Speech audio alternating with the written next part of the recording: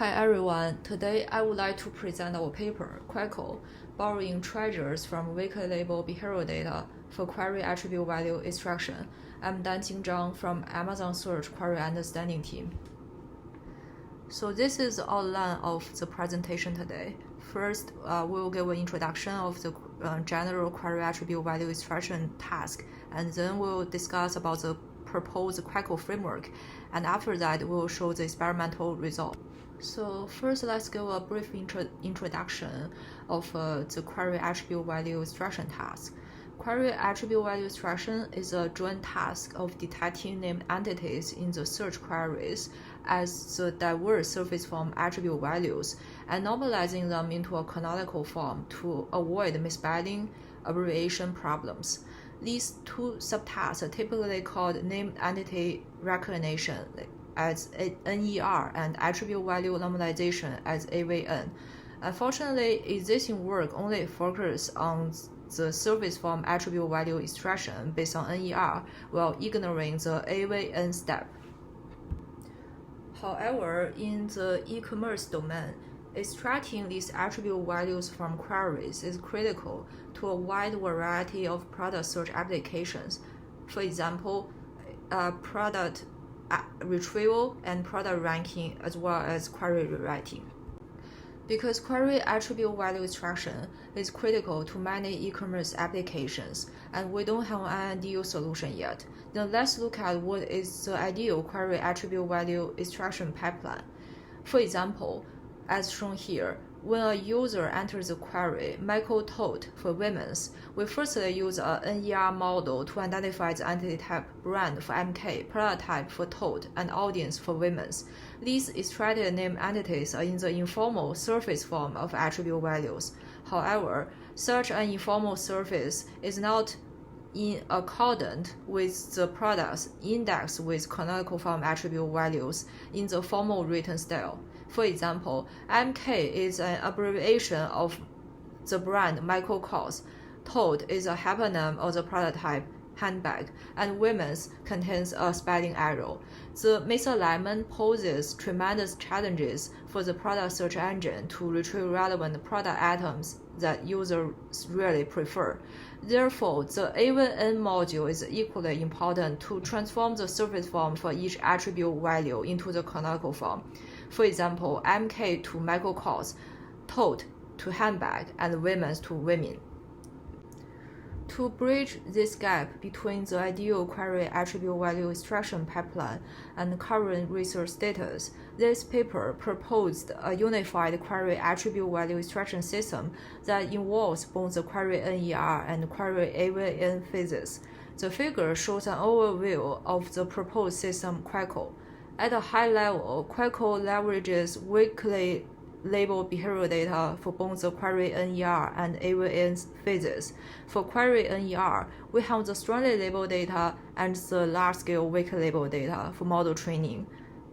Specifically, the QUEACO NER has two stages, the weak supervision pre-training stage and the fine-tuning stage. For QUEACO AVN, we extract the surface form attribute values based on the NER predictions and leverage the weak label query to attribute behavioral data to transform them into the canonical forms. Let's talk about QUEACO NER first. Since the second stage of QUEACO NER is just to fine-tune the transformer model with strongly labeled data, let's discuss the details of the first stage, weak supervision pre-training stage. Before we talk about the model architecture, let's first talk about the weak labels. Priori, query attribute value extraction works result to leveraging large-scale behavioral data from the product side as a weak supervision for queries based on some simple string matching strategies. Nonetheless, these weakly supervised labels contain enormous noises due to the partial or incomplete token labels based on the exact string matching. For example, as shown here in case 1, where we use the attribute value of top-clicked product LG 32-inch television, brand for LG, size for 32-inch, product type for television, as a weak supervision to match the query LG Smart TV 32, it can only generate the label brand for LG, conceding useful knowledge for the annotated tokens. As we can see here, weakly labeled data suffers from severe incompleteness that the overall span recall is usually very low. Therefore, it is natural to use self-training to annotate the missing labels of the weakly labeled data. The pseudo labels make up the missing tags for the weak labels, and meanwhile, weak labels can provide high precision tags to restrict pseudo labels. So here we define pseudo and weak label refinement, where we maintain the weak labels of the entity tokens and replace the weak labels of the non-entity tokens with the pseudo labels. We call these generated labels refined pseudo labels. Now let's talk about the model architecture of the weak supervision pre-training stage. Here we adopt the teacher-student network, where we use strong labels to train the teacher network and refine the pseudo labels to train the student network. Different from previous teacher-student frameworks of self-training, QUEACO adopts MPL framework that the teacher can be dynamically adapted from the student's feedback to adjust its pseudo labeling strategies. The performance variation of the student network on the strongly labeled data is formulated as a feedback signal to dynamically adapt the teacher's network's pseudo labeling strategy. We will show the effectiveness of weak label refinement and dynamic teacher network in the experimental results section. After discussing QUEACO NER, let's talk about QUEACO AVN. Here we discuss two different types of AVN for product type attribute and general attributes, respectively. So let's first talk about product type AVN. E-commerce websites usually have their own self-defined product category taxonomy, which is used for organizing and indexing the products. Thus, identifying the product type of a given query is one of the most critical components of the query attribute value extraction pipeline. However, there are mainly three challenges in directly normalizing the survey form product type.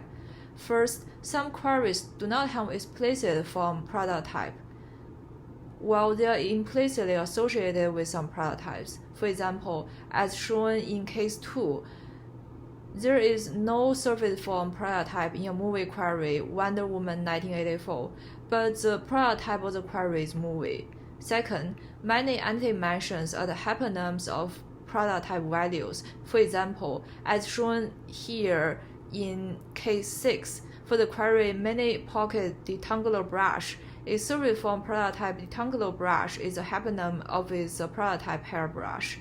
And the third challenge is that the same surface form might correspond to different product types. For example, the product type of the query tote for travel is luggage, but the product type of the query MK tote for women is handbag. However, we can get the query to product type association using the weakly label behavioral data and get the most relevant product types. We can also use this weakly label data to train a multi-label query classification model for predicting the product type distribution of less frequent queries. Now let's talk about QUEACO AVN for other attributes. What we are doing here is to associate the survey form attribute value with the canonical form attribute value. Basically, it has 3 steps. So in the first step, we get the most relevant attribute values by aggregating query search log. In the second step, we can extract survey form attribute value using the NER model prediction. And in the third step, we can associate survey form and canonical form attribute values through the queries. However, we find the same surface form can be normalized to different canonical forms depending on the query context. For example, as shown in case 3 and case 4, the same surface form brand Apple can be mapped to Apple Barrel given the query Apple Craft Paint, and Apple Computer given the query Apple MacBook Pro. The finding is consistent with the recent embedding-based anti-linking works. However, due to the strict requirement on the inference latency and very high request volume, it is hard to directly apply the current state-of-the-art embedding-based anti-disambiguation models, which use the context embedding for the candidate ranking, to the query side. Alternatively, we simplify the setting by using the query prototype as the context of the query. We then define the probability of one survey form value M conditioned on canonical form attribute value V given prototype P as below. We then use this data mining method to extract the popular mappings of survey form and canonical form for different prototypes. Now we can discuss the experimental results of QUEACO. Let's first talk about QUEACO NER. For QUEACO NER, we collect search queries from Amazon website and construct two datasets: strongly labeled dataset, which is human annotated, and weakly labeled dataset, which is generated through the partial querying tagging method. The data statistics of the two datasets are shown here. The key findings are: weak labels suffer from severe incompleteness and low recall issues. The low recall issue is even more severe for the low results languages like JP, PT, and TR.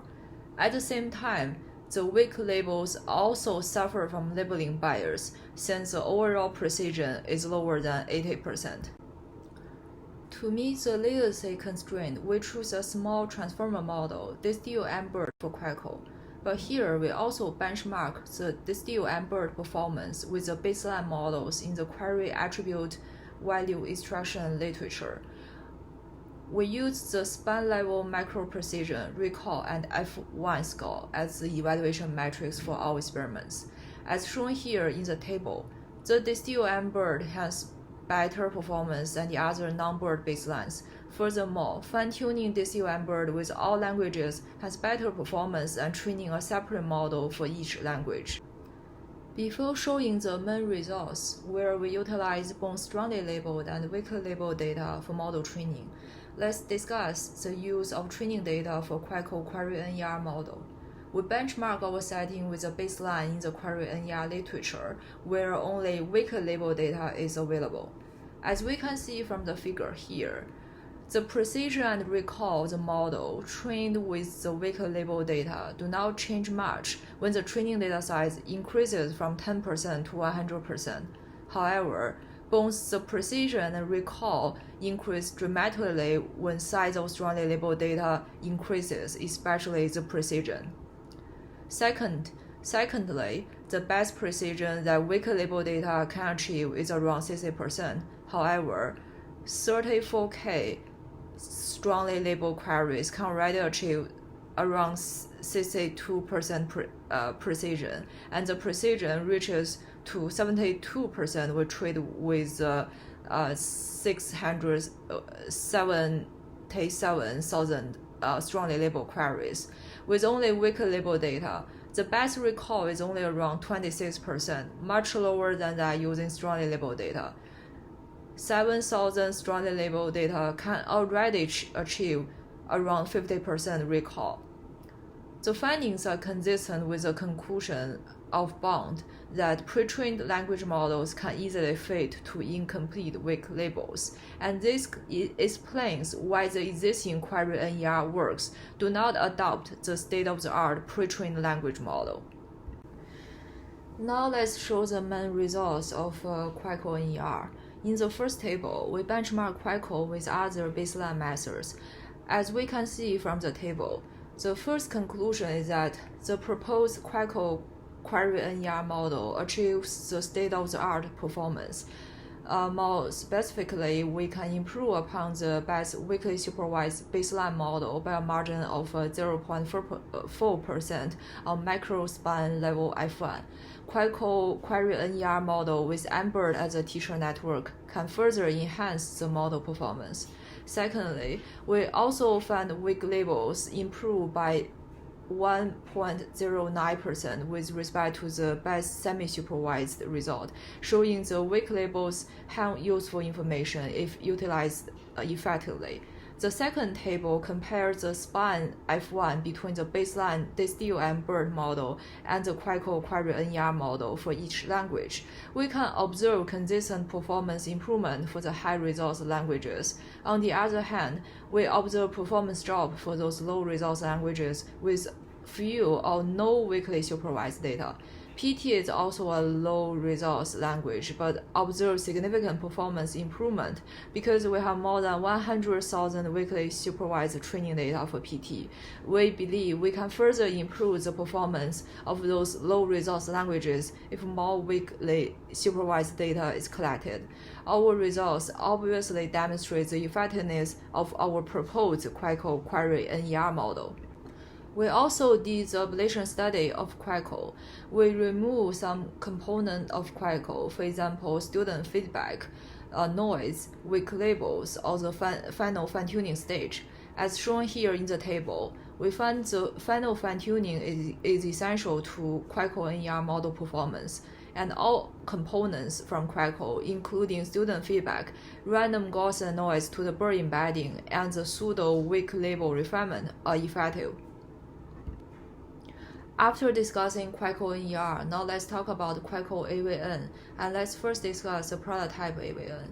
In the query NER, the SPED level macro F1 score for prototype is only around 77%. The performance for NER-based prototype value extraction will be even worse, since many surface forms cannot be normalized. Here in the table, we show the prototype precision, recall, and F1 of the proposed multi-label query classification model on a golden side. We can conclude the query classification approach, trained with weekly label data, is more suitable to prototype attribute value extraction than query NER. And we also show the QUEACO AVN result for some other attributes. Here in the table, we show some attribute normalization result for brand, color, and size attributes using QUEACO. We can see that QUEACO is effective in finding common surface form attributes, including spelling error, spelling invariance, and abbreviation. For example, brand microcores is often misspelled as MICHAELKORS, and our QUEACO AVN model can successfully figure out this spelling error pattern. That's all for the presentation today. Thank you. If you have any question, do not hesitate to send me an email.